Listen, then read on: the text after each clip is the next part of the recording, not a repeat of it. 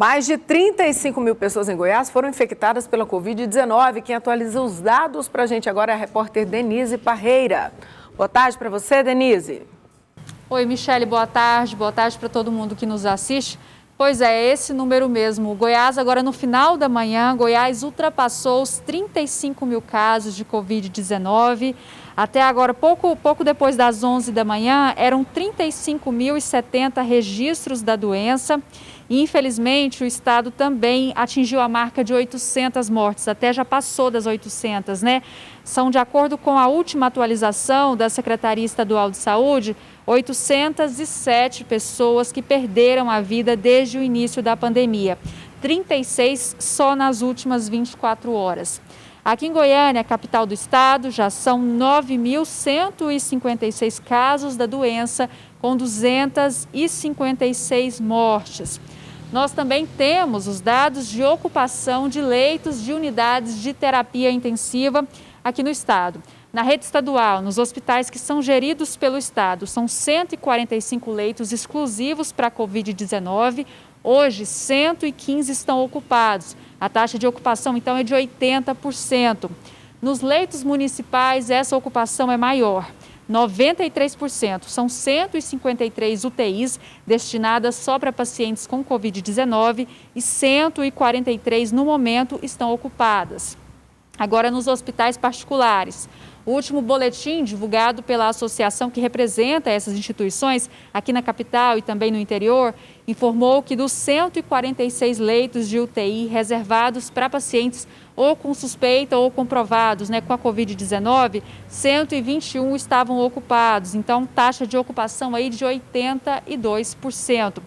E ainda falando sobre esse assunto, pandemia do novo coronavírus, a Agência Nacional de Vigilância Sanitária, Anvisa, divulgou uma nota de esclarecimento sobre o medicamento ivermectina.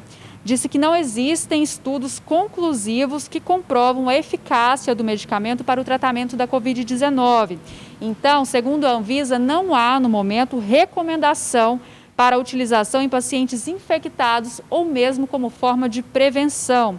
A Anvisa esclarece que a ivermectina é um agente antiparasitório indicado para tratamento de condições causadas por vermes ou parasitas. A gente foi saber também qual é a posição do Conselho Regional de Farmácia aqui em Goiás, porque nos últimos dias, nas últimas semanas, muita gente tem procurado esse medicamento. Alguns médicos, inclusive, estão receitando. Então, eu conversei com o diretor do Conselho Regional de Farmácia, o Daniel de Jesus, sobre esse assunto. Vamos conferir a entrevista. Daniel, nos últimos dias a gente tem visto muita gente tomando esse medicamento, a ivermectina.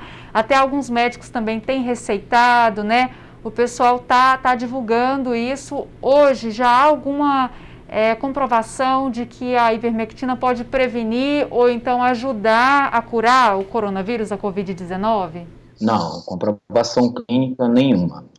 O que a gente tem são estudos mostrando a efetividade dela in vitro, mas a efetividade in vitro também foi comprovada para outros vírus, o que não se confirmou na prática clínica, como o vírus da AIDS, como o vírus da dengue, mas infelizmente para esses vírus ela não se demonstrou capaz.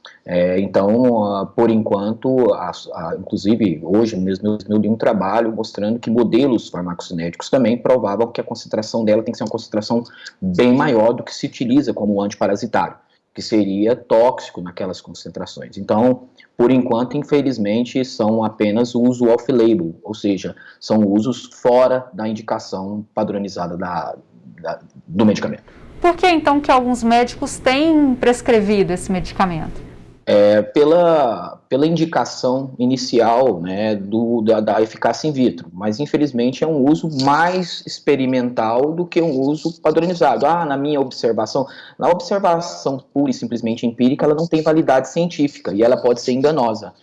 Ao nível científico é a mesma coisa de você falar que não tem dengue na Austrália porque os cangurus comem a Aedes aegypti. Eu não posso afirmar isso, eu preciso ter uma afirmação científica e isso precisa ter estudos, e estão sendo encaminhados estudos, mas, na minha opinião, se houver alguma melhora, é muito discreta, não substituiria as outras medidas, né, que seriam medidas restritivas da socialização, medidas como limpeza, álcool em gel e outros que já estão sendo utilizadas. E tem riscos de tomar esse medicamento?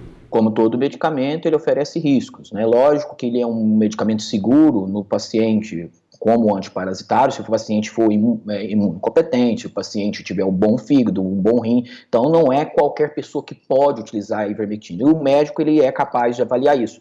Então, ele precisa ser avaliado, principalmente nesse quesito, que para alguns tipos de paciente, ela pode ter maior toxicidade. Por exemplo, no caso da COVID, quando o paciente tem inflamação das meninges, isso pode, inclusive, aumentar a travessia dele para o sistema nervoso central e provocar neurotoxicidade.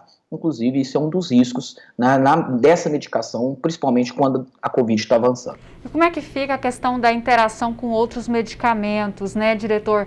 A gente sabe que as pessoas não estão tomando só ivermectina, né? Tem também a tal da cloroquina, alguns médicos também receitam um antibiótico, né? E há um risco até maior se esses medicamentos forem tomados todos juntos? Sim, né, quanto mais medicamentos, a chance de você ter uma interação medicamentosa exponencialmente aumenta. Então, o risco da interação medicamentosa é muito grande, não só com elas. Por exemplo, a hidroxicloroquina com a azitromicina tem uma interação grave, né, que é a interação ao nível de aumento da arritmia cardíaca, do prolongamento QT. E isso é muito importante. As pessoas que utilizam e optam por utilizar os medicamentos sobre indicação médica e supervisão médica necessitam, inclusive, de acompanhamento eletrocardiográfico para descartar qualquer problema cardíaco. E há alguma posição oficial do Conselho Regional de Farmácia em relação à prescrição desse medicamento, da ivermectina, hoje? Ele só deve ser vendido com receita? Ele só deve ser vendido com receita, esse é o posicionamento do Conselho, ou seja, todo o uso, né, da ivermectina, da hidroxicloroquina e de qualquer outro medicamento para a COVID, inclusive a azitromicina, deve ser feita após o diagnóstico e com, né, a prescrição médica, né, com seu devido acompanhamento, inclusive dos efeitos colaterais por parte do farmacêutico, né, que vai dispensar o medicamento.